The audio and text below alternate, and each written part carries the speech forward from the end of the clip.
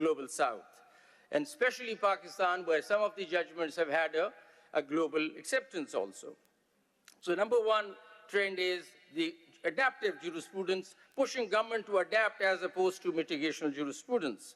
We came up with a model of setting up commissions to deal with this. All our cases dealing with climate change deal with setting up commissions. The courts can't really, deal with all these issues during the court hours. So we came up with setting up commissions. There's a climate change commission, a smoke commission, or Hobara Bustard commission. There are a number of commissions. That's the technique Pakistani courts have adopted. And those commissions have a unique feature. Because the court can't really spend that time in understanding how to go about it, I call it participatory justice. We invite the government, who becomes part of that commission. We have international experts come sit in that commission. It helps as a capacity building for the government as well, and they understand what solutions are best to take the agenda forward. And it is more or less inquisitorial jurisdiction rather than adversarial jurisdiction, that says. So commissions have been rather unique in our climate justice jurisprudence, and that's how we've approached these matters. Let me just share with you that the first case that came was Asghar Laghari case when I was at the High Court. It just landed in my court. And a farmer simply said, sir, this climate change is coming, and it's going to bring droughts here, and I'm going to lose out on my agriculture. And there is a climate change policy that the federal government has, which is lying on the shelf. Nothing has been done about it. Please push the government to do something about it. So we issued a mandamus, and I still remember that the government that came at that time when we set up that commission had no clue what climate change was all about. They had just heard about global warming, and they said, well, climate change 101, but that's about it. They had no sense and idea on how to sort of deal with the issue. So we set up a climate change commission with IUCN and WWF and others sitting there to capacity build the government as to how to go about it. And by the time I left the High Court, 60% of those short-term policy matters were actually actualized and looked after. Because of that commission, the government understood how to deal with this because the experts were sitting next to them. So in a very participatory kind of a process, we dealt with that. The third ingredient that comes out of our jurisprudence is human dignity. The whole thing rests on human dignity. The entire jurisprudence is anchored in human dignity. At the core of human dignity is the autonomy of the individual will, recognizing man to be a free agent, possessing freedom of choice. Dignity is universal and intrinsic to a human being. Climate change affects all aspects, essential aspects of a person's life, raising issues of water security, food security, health security, and energy security. With all these insecurities, a person's ability to design his own life, his plan is weakened, and his ability to make choices becomes difficult. Climate change can diminish individual and collective quality of life, and with it, human dignity. And that's how we look at it.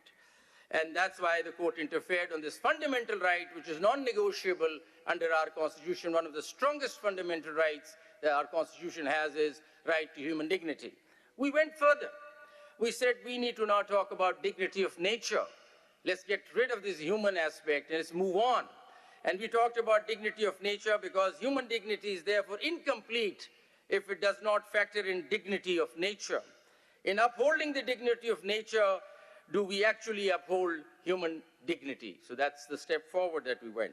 We also changed the approach on deciding matters. We went into biocentric approach in attending to issues. We said there has been a recent rise of jurisprudential thought which rejects the false dogma of humans over nature and instead recognize our interconnectedness with natural world and acknowledge its rights to exist, persist, and maintain its vital cycles.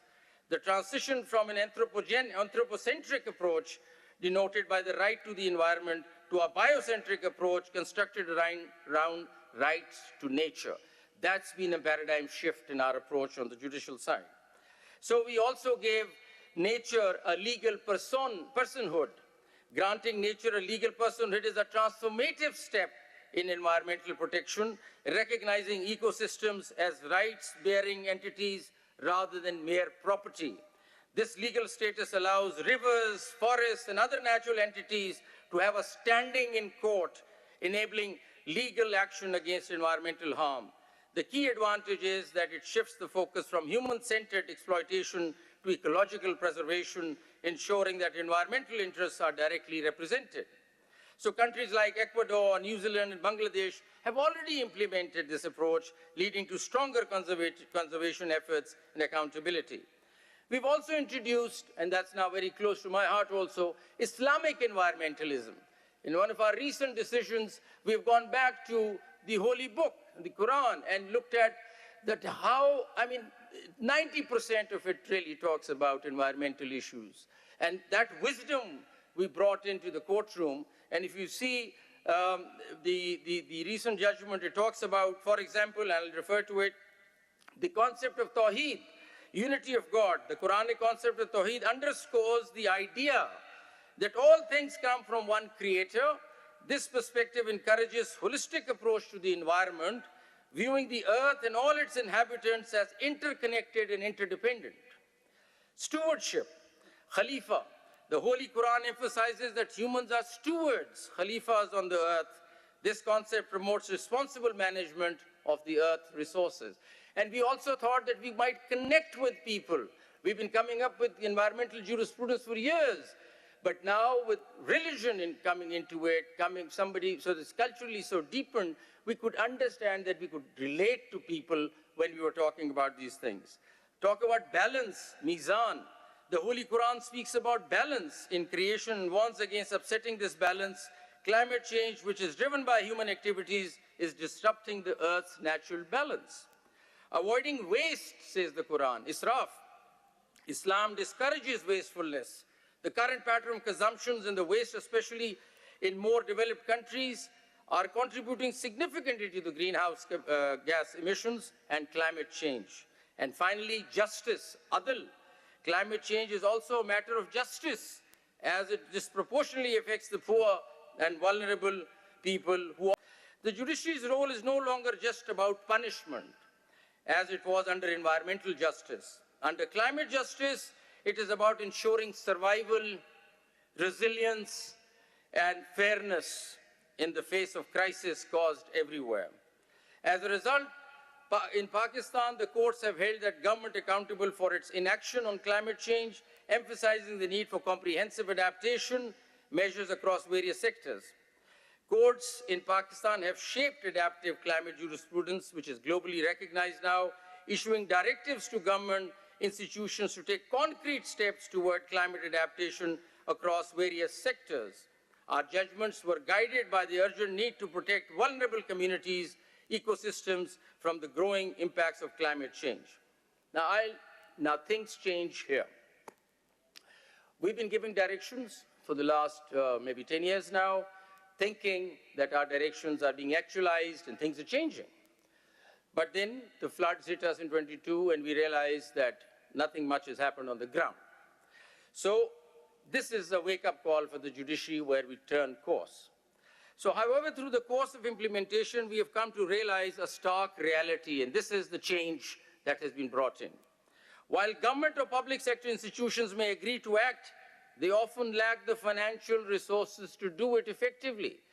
Nobody from the government would come and say, we can't do it, sir, because you don't have the money. They will say, yes, sir, we'll do it. And we think, oh, we've just today conquered the world. We've passed this decision and everything is going to change on the ground. Now we've realized, no, it's not happening. There's a gap. Nothing is happening on the ground while we keep up with all these judgments and jurisprudence that we keep creating. So this gap between judicial mandates and financial capacity of the government has brought us to the critical realization. And that's where we stand today. A critical realization that climate finance is just not an economic issue. It lies at the very heart of climate justice. So climate justice to us today, that's how judiciary would feel, is climate finance. Without adequate funding, adaptation remains an aspiration.